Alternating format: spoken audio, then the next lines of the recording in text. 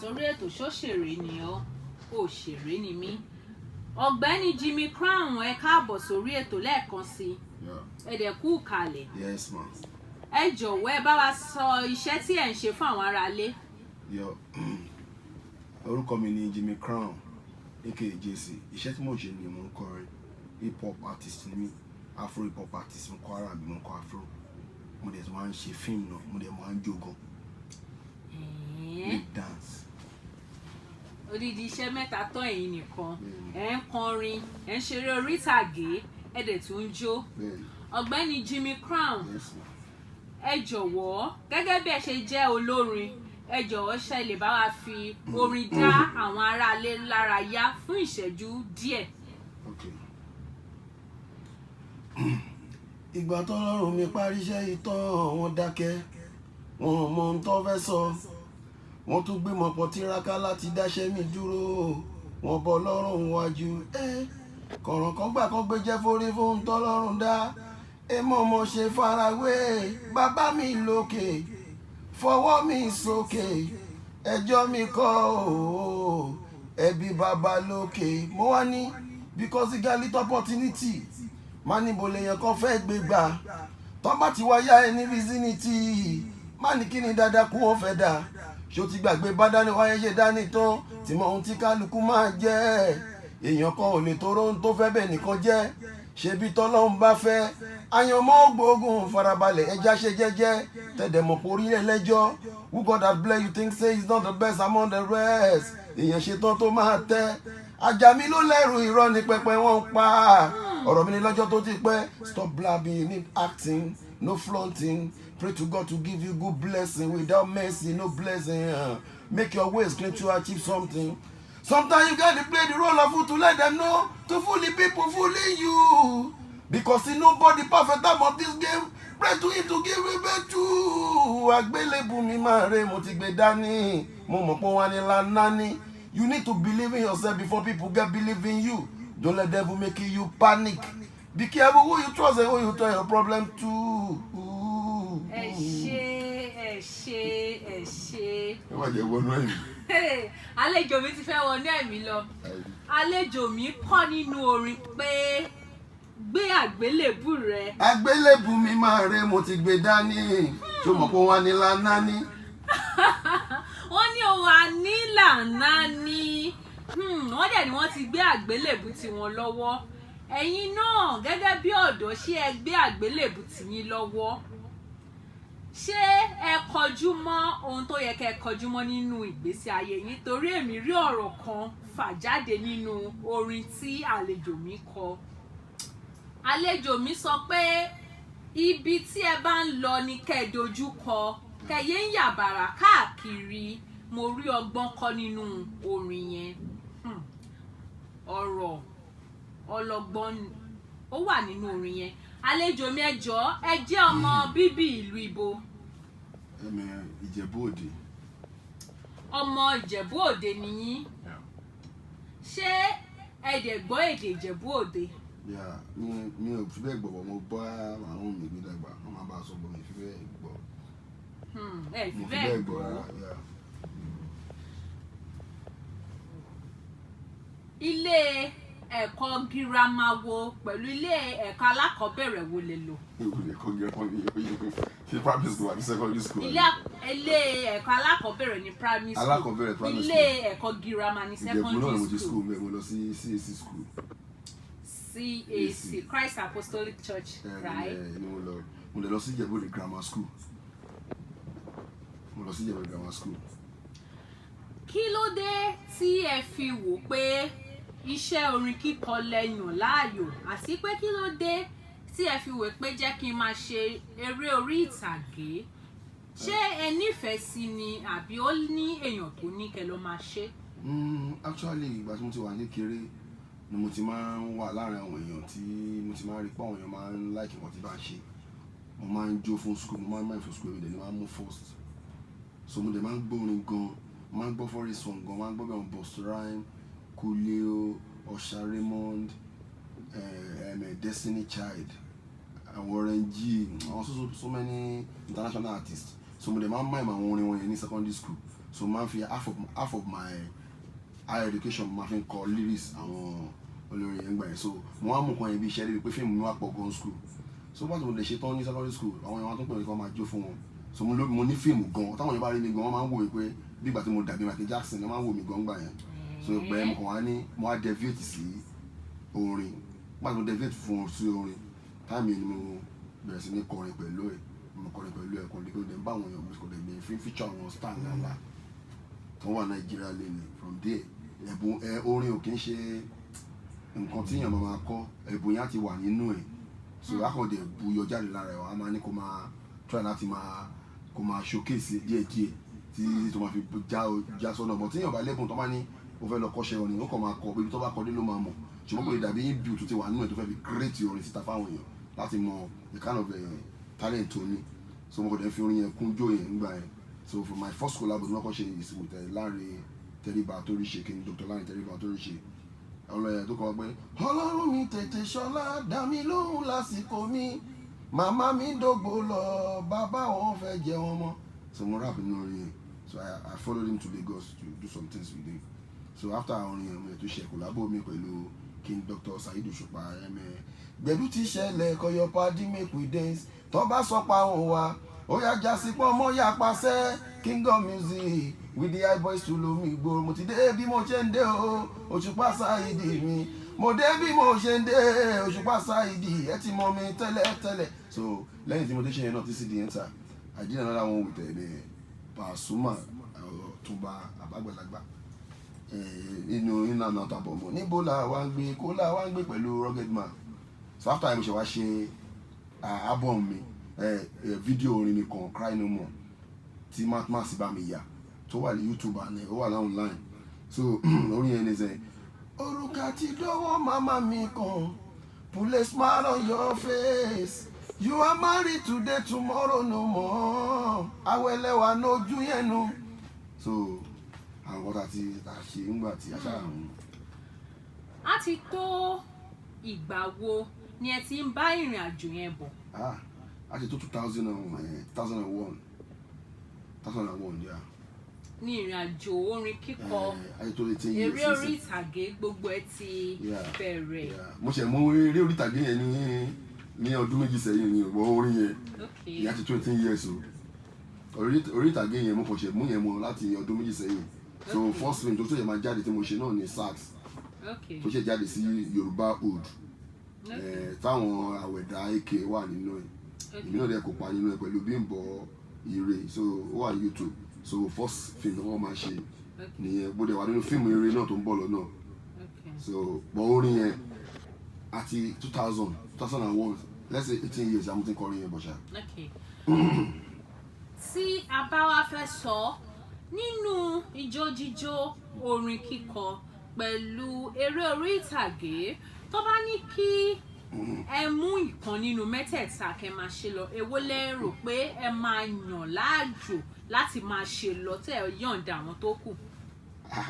Mẹ́ta náà ló mú owó wá kò sí tí yóò lè yọ̀ǹda nù ẹ̀, ṣùgbọ́n mẹ́ta ló mú wà lẹ́yìn fún ìyọ̀ǹda oríire ní mẹ́ta náà, ìkọ́kọ̀ jù kan lọ ni ìkọ́kọ̀ wé èyí tí ìyọ̀kọ̀ ṣe ló kàn máa dàbí pé ó wé ìkànnì tí ìyọ̀kọ̀ yàn tí ìyàn bá àwọn yẹn lórin tí èèyàn kọ́ mọ̀ pé ibi tí mo fẹ́ lọ nílé èyí tó yàn wá mú yàn ṣe kejì orin àti ijó ní àyànbá láti ilẹ̀, ṣùgbọ́n èyí tí yàn ṣe kẹta òun ni múvì ìyẹn fíìmù, so ó lè ju kan lọ́dà bí wọ́n sọ pé wọ́n fún ẹ ní ilé wọ́n fún ẹ ní mọ́tò wọ́n wá fún ẹ ní wọ́n fún ẹ ilé wọ́n fún ẹ mọ́tò wọ́n wá fún ẹ ní owó wọ́n wá ní ìwé ló fẹ́ múnú mẹ́tẹ̀ẹ̀ta mẹ́ta lè yàn máa mú ìwọ́n wà mọ̀ pé kankan ló ṣe pàtàkì sí ẹ jù ṣe understand, so mẹ́ta ló wà pa ṣùgbọ́n orin mo kọ́ fi bẹ̀rẹ̀ orin yẹn gan ni kókó, so fíìmù yẹn ni ṣe amúmọ̀, so owó làwọn ẹni méjì pẹ̀lú fíìmù, so kọ́nà kó bá a ṣe ìgbàlẹ̀ fẹ́. Àmì olórùbá so kò sí kọ̀ọ̀kan tí ẹ lè yọ̀ǹda, mẹ́tẹ̀ẹ̀ta ń ṣiṣẹ́ papọ̀ fúnra wọn ní dáradára. Ní dáradára o. Àlejò mi, láti ìgbà tí ẹ ti wá bẹ̀rẹ̀ orin kíkọ, ijó jíjó pẹ̀lú eré orí ìtàgé, kí ni àwọn ìdojúkọ yín nínú iṣẹ́ tí ẹ ṣe yìí? Àwọn ìdojúkọ pọ̀, èèyàn tó bá láyà, èyí mìíràn lọ wípé mo ti kọrin for a very long time, over 18 years, àti ìdojúkọ ti pọ̀ jù, ṣọ́jọ́ ta máa lọ sí show ta máa ní ọmọ fún ilé owó ta máa lórí stage ta máa ní òkè o àti kọrin tán yá ká máa lọ ilé ẹni tó ní òun fún wa lówó máa sá lọ ẹsẹ̀ ló máa fi rìn lọ ilé ṣé ìta máa lọ sí show ìjọjú kan every time ló máa ń ṣẹlẹ̀ fún ẹni tó wà máa padà lógo ọjọ́ tí mo ṣe kòlábò tí mo ṣe pẹ̀lú King Dr. Larry Teriba tí yàn ṣe tán tí a parí ẹ̀ náà ta ti rò pé bí èèyàn máa tún padà blow gan ọ̀bọ̀ èèyàn blow náà bàrẹ́ lọ́ọ́ bíi èèyàn ṣì tó ń bayọ̀ náà ni ìdójúkọ náà ni èyí tí mo ṣe pẹ̀lú Saheed Òṣùpá lọ́sí gbogbo èèyàn mọ̀ wá látọ̀rọ̀ kan máa dàbí àwọn tó wà lókè nsìn bọ̀tà ọ sì dá wa mọ̀ ìdójúkọ náà ni kò ṣe ìta máa lọ sí show tó yẹ pé ó máa kú díẹ̀ kan pé wà báyìí pé èèyàn wọn lọ́pọ̀ sí show ó tó wá ní show wọ́n ti pa wọn kan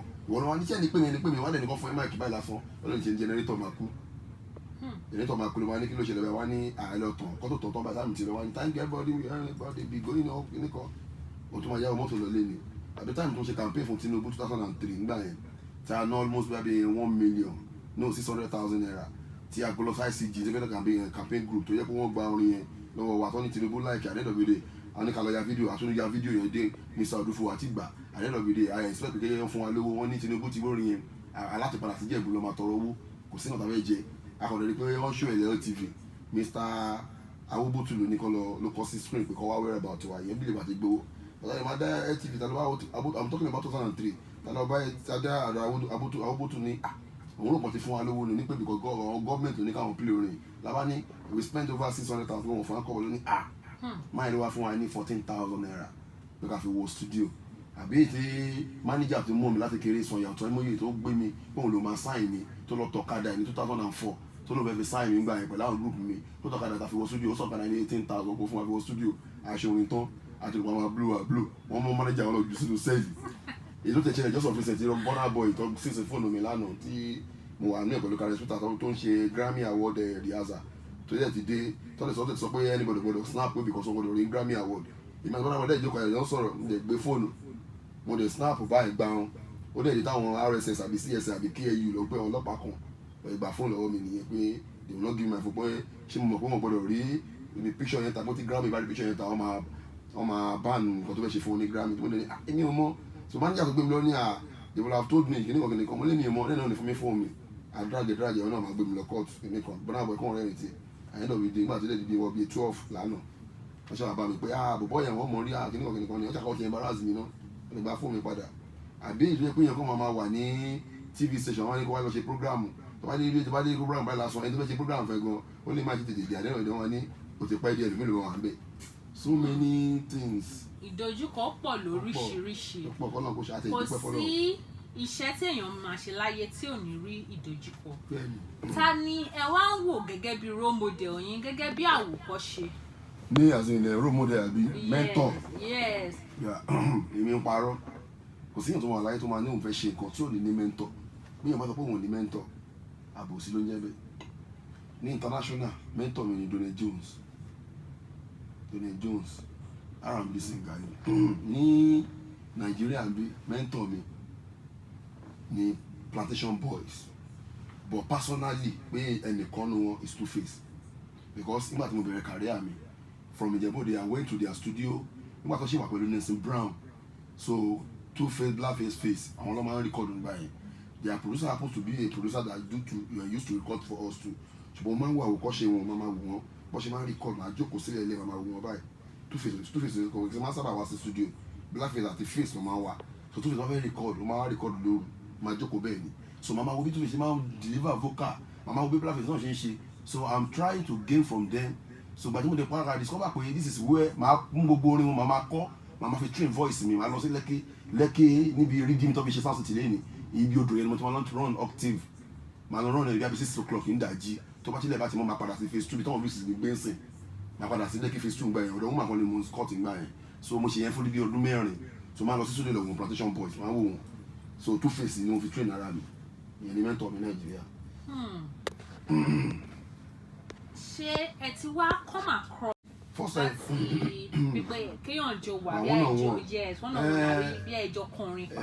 ẹni tó ṣẹlẹ̀ ni pé Two-Face ìgbà tí mo kọ́kọ́ tí mo bẹ̀rẹ̀ sí train gbà yẹn ní Lekki DD Jam Show mo try láti amáwádìí backstage nígbà yẹn ayé àwọn Mandy ayé àwọn Mamuze ayé àwọn Black Family ayé àwọn Daddy Shoki ìgbà náà kọrin àwọn tó máa ń bá ayayaya somebody say Plantation Boys so backstage àjọ máa ń wà nígbà ìbọn mi ní opportunity àti bá sọ̀rọ̀ wọn náà wọn so but not until December tawa yìí wọ́n gbé wá sí Above Lounge so wọ́n gbé Two Face wọ́n dẹ̀ gbé mi náà wá so I tried to perform so he saw me he told them to call me so mo lọ bá lórí stage àdẹjọ shop náà kù manager gan try sọ pé àṣẹ ló ń kọ́ mọ̀ sí sẹ́ ó ní òun lòun ní kémi wá àdẹjọ shop náà àdẹjọ sọ̀rọ̀ so after ẹ̀ mo try láti gba nọ́mbà ẹ̀ bọ̀ mi sì lọ jókòó tí wọ́n lọ wọn so since then mo ṣe rí ní December. ẹ ṣe rí role model pẹ̀lú mentor yín and báwo ni ẹ ṣe feel ní ìgbà tẹ́jọ wà lórí stage yẹn nígbà tẹ́jọ sọ̀rọ̀ yẹn báwo lẹ ṣe feel. mo kàn rẹ́rìn nígbà tí mi ì tẹ rírí ni ẹni kan pa mí ni pé legend rèé wájú mi yéé legend bẹ́ẹ̀ òun náà dẹ̀ ṣe báyìí fún mi ó ṣe báyìí lọ́jọ́ ó ṣe báyìí fúnra wa ó ní legend rèé o ẹ̀mọ̀ èèyàn tí wọ́n láì èèyàn tí wọ́n ti ń wò over 20 years tí ó jẹ́ pé o kì í sábà lọ́sọ̀dọ̀ orí àwájọ pàdé show ó tún wá jẹ́ nígbà tí mo dẹ̀ ń wò mo ní over 20 years mi ti good púpọ̀ nínú orin gbà yẹn mi ti good púpọ̀ pé this is how they play music but I just try to use them as mentor mo máa ń wo wọn gbà mo kàn máa jẹ tó bá ló record ní studio sí máa jókòó wọn máa wo producer yẹn náà ló record fáwa náà so tó bá ṣe orin kan tó ń sì máa lọ gbọ́n màsá ló ṣe tèmi bọ̀ ń sìn nígbà tí mo wá rí pé Ọlọ́run ti wá ṣàkóso pa ti wá ń gbùdù lórí ọwọ́ wa bọ̀ èèyàn gbùdù tán tí mo perform tó sọ pé let that guy come tàbí tí mo dẹ̀ déwájú ẹ̀ tàbí yọ ṣọ́ọ̀kì náà kó tó dẹ̀ ní tó bá ti perform tán as in inú mi dùn gan pé for the kind of person legend in Nigeria in Africa that can recognize my stuff so definitely we are going higher so the sky is the starting point. Amen. So ó ti wá tó orin mélòó tí ẹ ti àwo mélòó lẹ ti ṣe síta lẹ ti gbé jáde.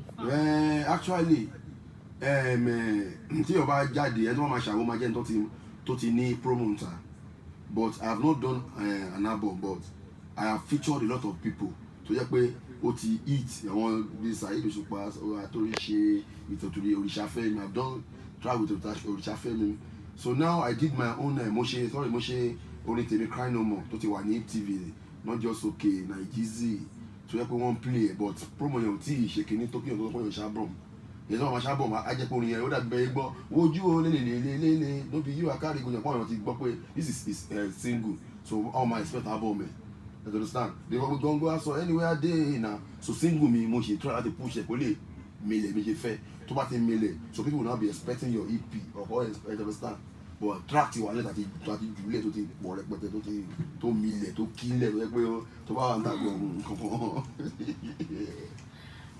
Gẹ́gẹ́ bí ẹ ṣe wá jẹ́ èèyàn tí àwọn ènìyàn ń wò lókè gẹ́gẹ́ bí olórin eléré orí ìtàgé pẹ̀lú èèyàn tó ń jó like a legend táwọn èèyàn ń wò tí ẹ bá ti come across àwọn fans yín ta how do you cope with them how do you relate with them tí wọ́n bá ń pariwo Jesse Jimmy Crown báwo lẹ ṣe ń cope pẹ̀lú wọn ṣé ojú máa ń tì yín ni ṣé ẹ máa ń bá wọn sọ̀rọ̀ dáadáa ni ṣé ẹ máa ń fàyè lẹ̀ fún wọn láti gbọ́ nǹkan tó ní fún yín because example like Naira Marley Two Face they have many fans and if people want to see them or talk to them the way they feel the way they interact with their fans so how do you also feel how do you interact with your fans? That kind of issue is rí bákan tó bá rí wọn tó bá bá ẹ o gbọ́dọ̀ bá wọn rẹ́rìn tó bá lè rá wọn kan tó bá yẹ kó fẹ́ bẹ́ẹ̀ fà pé o gbọ́dọ̀ fún wa ní kìnìún kan náà scoop náà ló fẹ́ bá wọn ṣe tí tó bá fi dọ́gbọ́n yọ kúrò láàrin wọn ṣùgbọ́n ó dáa kéèyàn dúró bí kankan àwọn èèyàn wá báyọ̀ kan máa parí pé kìnìún kan is very good but tó bá dẹ̀ ti rí pé wọ́n ti fẹ́ kọjá ohun tó expect ìwọ náà ní bá wọn jà ọgbọ́n ló máa fi fún wọn ní tó fẹ́ fún wọn alẹ́ gẹ́ra ṣùgbọ́n tí máa wà pẹ̀lú àwọn fans mi orin lè máa ń kọ́ tó fọ́sẹ̀ fún wọn orin lè máa fi ṣe wọn tí máa ti kọ́ ọkọ tí bá ti kọ́ orin tí bá ti rí kó ti wọ̀ lára báyìí máa yá sá lọ tòrò tó wá ìbí ìbára ti fún wa ń kan tó bá ti rí pé ó dàbí pé a ti fún yín kò tẹ́lẹ̀ máa kàn máa bu orin lẹ̀ ni ìbàdàn máa mú orin tèmi kẹ máa mú àwọn ọ̀rọ̀ ńlá kìbìkìbì tó bá ti mú wọn tó bá ti bó ti jẹ́ wọ́n báyìí lásán máa kàn ní mọ̀ bọ́ mo fẹ́ tọ̀ máa yá dànù ni because we can't do without fans we can't do without tó bá bá wọn jà wọ́n máa ọtí ẹ̀. Báwo lẹ ṣe wá ń cope pẹ̀lú iṣẹ́ yín and your marriage because ọ̀pọ̀lọpọ̀ àwọn ènìyàn ló máa ń sọ pé àwọn olórin sorry àwọn eléré orí ìtàgé wọ́n máa ń kóbìnrin, àwọn ọ̀pọ̀lọpọ̀ ènìyàn náà máa ń sọ bẹ́ẹ̀. Wọ́n ní àwọn tó ń kọrin wọ́n ní obìnrin lọ́wọ́ púpọ̀, àwọn tó ń ṣeré orí ìtàgé wọ́n lóbìnrin lọ́wọ́ púpọ̀. Ṣé ọ̀rọ̀ tí àwọn ènìyàn ń sọ yìí ṣé òótọ́ ni àbí irọ́? Ìyẹn àkọ́kọ́. Ìkejì, báwo ni ẹ ṣe ń cope láàrin iṣẹ́ yín àti ìdílé yín gẹ́gẹ́ bí ọkọ, gẹ́gẹ́ bí olórí ilé? Ìbéèrè méjì mo bí, méjèèjì ni kẹ̀dẹ̀ dá mi lóhùn. Ṣé rí ọ̀rọ̀ bí ọ̀ṣẹ́ máa cope láàrin ilé àti àwọn fans tó wà ń ta, àwọn ìyàwó tó wà ń ta, àwọn obìnrin tó wà ń ta? Ṣé rí olórin gbà mí, àwa ọgàn ni a máa ń ní issue obìnrin jù. Ṣé you understand? Ṣé rí public figure ni wá, and àwa dẹ̀ làwọn obìnrin máa ń mọ̀ pé lè fẹ́ wọn, lè fẹ́ wọn torí wọ́n máa jíù tàwọn. So ẹlòmíì máa bẹ̀rẹ̀ pé a máa ń kó obìnrin gan, and it's not done like that. Ṣé àwọn tó wá jẹ́ tù yẹn làwọn obìnrin máa ń sábà lọ bá. Let me ṣe wà yín sìn. When you have in the mind that this is what I want to do, kò sí nǹkan tó fẹ́ ṣe sí. Tó bá ó ní ẹlòmíì àtọ́kùn wọn ò trust ara wọn.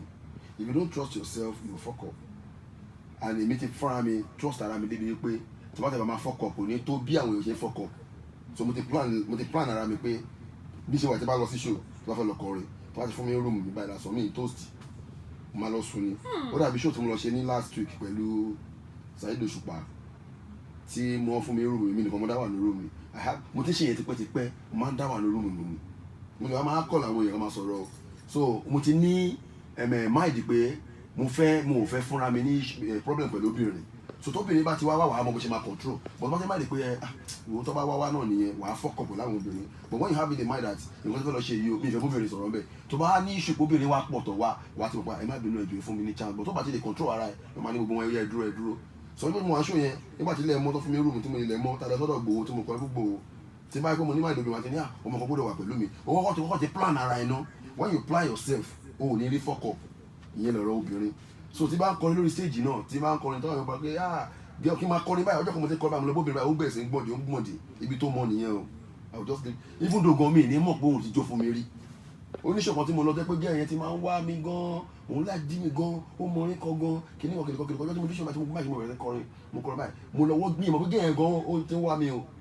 Àsìkò kò ṣe kó wá mi fífẹ́ o, as fans ni o, kì í fífẹ́ o. Mo lè wọ́ gẹ́ ẹ̀yẹn jáde láàrin gbogbo báyìí, ó dẹ̀ ọmọ tó ti ń wá mi nìyẹn o. Mo wọ́ jáde mo bẹ̀rẹ̀ sí kọrin, ó bẹ̀rẹ̀ sí ń jó. Nígbà tó bá tó sèǹtì kan báyìí lásán, mo ti ṣe nǹkan tí mo ṣe báyìí mo kò kúrò wájú ẹ̀kọ́ lọ ni. Ọjọ́ tí jíjẹ ọba mo ní ẹni tó kò ti fẹ́ mí ti tipẹ́tipẹ́ ọmọ wọn pé èmi lẹ wọ́n jáde lọ́jọ́ yẹn. Mo ní ká ní I have the mind of toasting. I will have sent someone to you that ẹ bá mi gba nọ́mbà. So mo ti ní mind pé tí bá ti dé show kẹ́mi kọrin kẹ́mi get out ni. So tó bá di kóbìnrin wọn sọ pé we like you yẹn náà ṣé wàá pa ọmọ àṣẹ wọn bá gbọ́ nọ́mbà mi náà. Sometimes máa gba WhatsApp obìnrin mi gbà mí wàhálà mi ní mọ̀ pé wà lórí WhatsApp mi torí ọjọ́ bá ti gbọ́dọ̀ mi ní mọ̀ pé mo ní nọ́mbà yẹn kan lórí phone. That's me. Ṣé rí ọ̀rọ̀ ti ilé kò ṣe ti ilé. Èèyàn tó bá wà nílé pẹ̀lú ẹ̀ o gbọ́dọ̀ understand ẹ̀. O gbọ́dọ̀ understand pé ẹni yìí kò ń ṣèyàn bẹ́ẹ̀. But tó bá ti wá fún lọ́rùn tó ń fún lọ́rùn o fẹ́ kí iṣẹ́ yẹn progress nìyẹn. O gbọ́dọ̀ even though kó máa kóbìnrin máa jókòó tì rárá, ọkùnrin gbọ́dọ̀ ní self discipline. When you have self discipline, o lè wà láàrin obìnrin 100 kò kò sórí ara wọn kẹ́lẹ̀ má ṣe ní ìfúnra yín. But if you don't have self control, ìyẹn ni àwọn tó wà ní màmá bínú. O gbọ́dọ̀ ní self discipline because iṣẹ́ tá à ṣiṣẹ́ obìnrin ni. Tó yẹ pé obìnrin o lè even though gan obìnrin lè jẹ́ gbọmọ ṣẹ́ ẹ̀ but tí ẹni tó wà lẹ́bàá ti mọ̀ pé ẹni yóò ṣèyàn bẹ́ẹ̀. So you have to discipline yourself. That is the issue about being a handling woman or not handling woman. You understand? Ó túmọ̀ sí pé ní iṣẹ́ tó bá ń ṣe o gbọ́dọ̀ ní self discipline and self control. What about fuck up? Ó máa jẹ́ kó lọ long way, á jẹ́ kó go far. Temptation wà o, but tó bá ti ní tí o bá ti ní ó dàbí máa kan tó pè mí máa yẹn máa lọ́n kọrin fún ọ lóòótọ́. Ó ní Jimmy, I like your ways. Ó ní you go far. Ó ní ṣùgbọ́n kí n tó máa fúnra mi ní self discipline gan pé bó ṣe wà ẹ̀ mílíọ̀nù náà ni máa yóò ti kọ́ ọ̀tá méjì. Ó ní tó dókòwò ti ní máa dìbò pé kò sí bóbìnrin ṣe lè disturb òun láyé òun tó òun ò ní fall to that kind of thing. Pé tó bá wá di kóbìnrin fẹ́ wá disturb òun jù tó yẹ kó wọ́n tó 1 million tó lóun ti fún òun discipline. Ó ní 1 million lè jẹ́ ẹ̀kan ló máa fall to. Ó ní bọ̀ tó wò bá fún òun ra òun ní sẹ́dọ̀ wá kó máa fẹ́ wọn lọ ni àdéhùn fídíò wọn máa bá kárí ẹ̀ jẹ́. Ní ẹ̀ẹ̀kan tẹ́ ń sọ̀rọ̀ ẹ mẹ́nu bà ọ̀rọ̀ bàbá wa Sunday Igboho. Ẹni ní ọ̀sẹ̀ tó kọjá àbọ̀sẹ̀ táwọn àánú rẹ̀. Ọ̀sẹ̀ tó kọjá. Ok, ẹni ẹ lọ ṣeré fún wọn.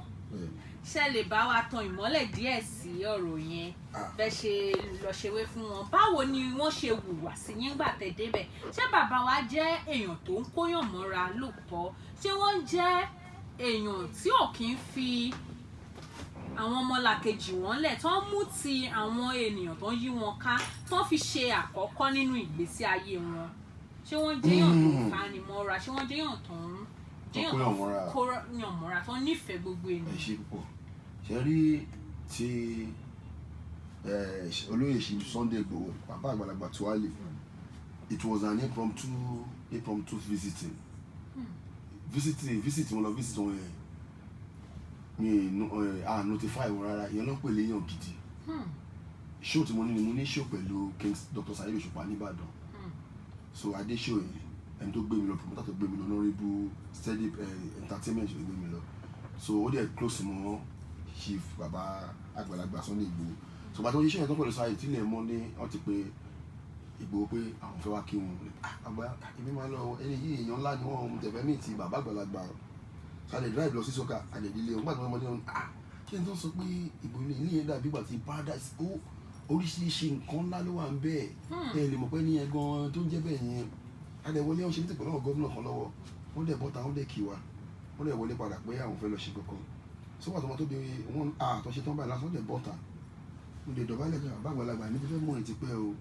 Kíní kan pé mi ni mo ṣe báyìí pẹ̀lú King Dr. Saheed Òṣùpá hip hop kan gbà kan mo ṣàṣọ àwọn kan tí mo ṣe ní ọmọ ilé kíní kan wọ́n á ní mo wá láìkí bẹ́ẹ̀ ṣe máa ń ṣe pé fún dòwe ẹ máa ń sọ̀rọ̀ ẹ máa ń fọ̀rọ̀ Ọlọ́run sí kíní kan mo wá ní torí ẹ mo dẹ̀ ṣe orin kan fún yín pé orin yẹn èyí ń bọ́ lórí yẹn bá lọ ló bá ní kí jẹ́ káwọn gbọ́. Ẹ jẹ́ káwa náà gbọ́ ẹ jẹ́ ká níkùn nínú ẹ̀. Mo bá ní bàbá pé mo ní who wan stop the person wey God don put higher no matter what they try to do dem go catch fire. Igboho no man can stop with God as a big blessing. Wọn kàn lè dẹ́mọ́ tiraka láti fọwọ́ aago sẹ́yìn. Ó tọ́ lólógì ní fojú jẹ́kun kò lè ṣe bí ẹkùn láéláé kò dẹ̀ lè ṣe bí ẹkùn láéláé no man can stop with God as a big blessing. Igboho ìgbà fọlọ́run mà ní sinmi o. Mo wá ní bàbá mi ò gbọ́ rí ajá ń pẹ̀kùn níjà blowing no drilling up with your trigger ẹ ṣeré this one no be small matter. Àmọ̀tẹ́kùn gbọ́ wọn bí ọ̀dà kan gbé náà ojú ẹ̀ Igboho Sunday ní kọ́ má ṣàfarawé this one no be one thing ẹgbẹ́ iṣu kọ́ níyàn bàbá ò wọ́n finá ṣeré nobody yesterday you used to you be the don bàbá filẹ̀ fún wọn kí ló bá dé because you know they talk okay ṣọmọdé don't you know say you don tear tiwa ti pẹ́ up till now you still dey remember how you used to rock the show you came to watch your master see them put them for backstage as they made the road they run for top iṣẹ́ kan lówó kan gbàgbé na God grace bàbá o dem be the condemned player àwọn nàṣẹ lọ lè má dẹnu fi no fi yá you be their real father that's why you say dem marry nothing to offer. Igboho bible sef don talk am surely dem go gather surely dem go wan scatter. Filẹ̀ bàbá àgbàlagbà. Bàbá bá ní ọmọ nǹkan ọkọ̀ pásápásá ní orin lẹ́yìn sọ pé ìmájí bẹ́ẹ̀ ni ṣe ń kọrin tó wọ́n tó máa ń jà fún mi pé ó yẹ kó ti ní ẹ̀ tó máa sponsor ẹ̀ pé bó ṣe ṣe orin ó tún bẹ̀rẹ̀ sí ní encourage mi bẹ́ẹ̀ so. Ẹ ṣe ká tó kúrò lórí ètò lónìí kí ni àmọ̀ràn yín fún àwọn ọ̀dọ́ bíi tiyín lé àwọn ọ̀dọ́ lọ́kùnrin lóbìnrin tí àwọn náà tí ó wù wọ́n láti máa kọrin tàbí láti máa ṣeré orí ìtàgé tí ẹ̀rù wá ń bá wọn láti bẹ̀rẹ̀ torí tí èèyàn ò báyìí tí tẹsẹ̀ bọ odò tó wá ń kígbe òtútù. Ó kígbe òtútù. Ẹ jọ̀wọ́ ẹ bá wa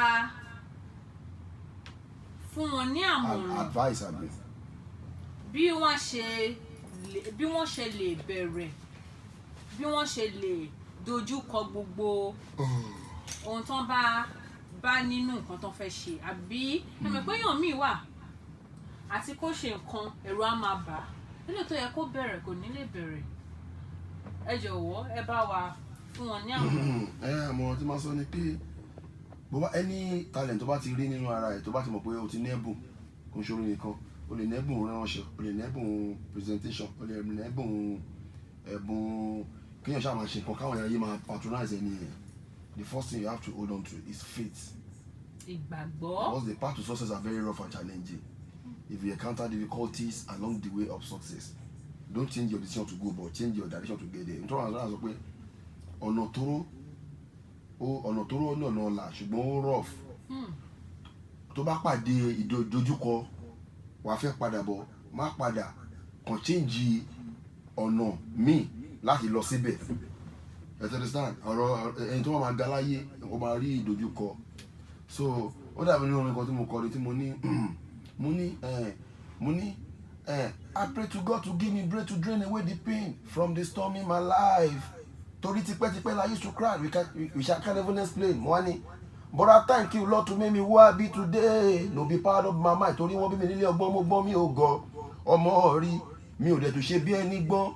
Cause this life is full of mystery my brother can't you see. Èmi mo mọ ojú mi ti rí ọjọ́ kí n jẹ tọ̀sán kí n má jẹ lówùrọ̀ kò sẹ́ni tó mọ̀ bóyá ni má jẹ lálẹ́ abọ́jọ́ 000 wey my mom call me say my son I'm sorry ó má gbà mí bí ṣe rí ìgbà yẹn mo gbẹgbẹ gbígbà tọ́mtọ́m tí bá kiri wọ́n pàrọ̀ ọmọ ní tọ́mtọ́m ọ́sìn tí ń sìn yẹn lórí sunburn sọ àwọn ọkọ̀ tó kí mi ti rí gbà yẹn náà bọ̀ ìgbàgbọ́ ní kẹjẹ́ ká fi tó bá ti fi gbàgbọ́ sí tó jẹ́ bá tèèyàn jẹ́ tó rò tèèyàn bí tó rẹ́ni tó wà lókè tó pọ́n àpọ́nlé tó rí àpọ́nlé Ọlọ́run lára ẹ̀ tó pọ́nlé àìsú ẹ̀wà débẹ̀. Ẹ ṣé bàbá wa Jimmy Crown. Bọ̀dá wa o. Tá a bá pè yín nígbà míì ṣe máa jẹ́ wa. Lágbára lọ. Ẹ ṣé lórí ètò ṣóṣèré ni ọ́ òṣèré ni mí a ní rí ètò ìjù báyìí lọ lónìí. A dúpẹ́ lọ́wọ́ gbogbo àwọn tí wọ́n fi àkókò wọn lẹ̀ láti máa gbọ́ wa lórí ètò ṣóṣèré ni ọ́ òṣèré ni mí. Ètò tá ti ń sọ̀rọ̀ nípa ìgbésí ayé àwọn òṣèré. Ẹ ṣé tí ẹ ń fi àkókò yín lẹ̀ láti gbọ́ wa. Ilé tí ẹ ti ń gbọ́ wa ò ní jóná, etí tí ẹ fi ń gbọ́ wa kò ní di. Àwa la ó máa gbọ́ ní gbogbo ọ̀nà, ẹ̀yin náà la ó máa rí ní gbogbo ọ̀nà. Ẹ ṣé o, a fi àsìkò ìdúpẹ́ lọ́wọ́ aláṣẹ iléeṣẹ́ BTNG Radio Ọ̀gbẹ́ni Williams Kúpọ̀láti. Ẹ ṣé ọ̀gá wa. Torí tí ò bá sí ẹ̀yin kò lè sí iléeṣẹ́ BTNG Radio, tí ò bá dẹ̀ sí iléeṣẹ́ BTNG Radio wọn ò lè gbúròó wa lórí afẹ́fẹ́. Ẹ̀yin oníṣẹ́ iléeṣẹ́ ńláńlá àti ẹ̀yin olókòwò kéékèèké tí ẹ bá fẹ́ polówó ọjà yín kí ajé lè bùgbàjẹ́ kí ọjà yín lè máa tà wàràwàrà ẹ kàn sí wa lórí iléeṣẹ́ wa iléeṣẹ́ BTNG Radio.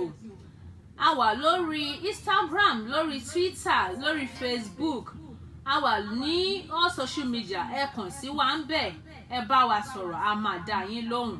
Láti ká lè polówó ọjà yín kí ajé lè bùgbàjẹ́. Èmi ọmọ yín, àbúrò yín, olólùfẹ́ yín, Mẹ́kùsì Deborah. A tún lọ lónìí, ó tún di ọjọ́ mẹ́jọ. Kí a pàdé ní ọjọ́ mẹ́jọ láọlá Ọlọ́run ọba. A ní fi yín ṣàwátì, ẹ̀yin náà ò ní fi wá ṣàwátì. Ó dàbọ̀.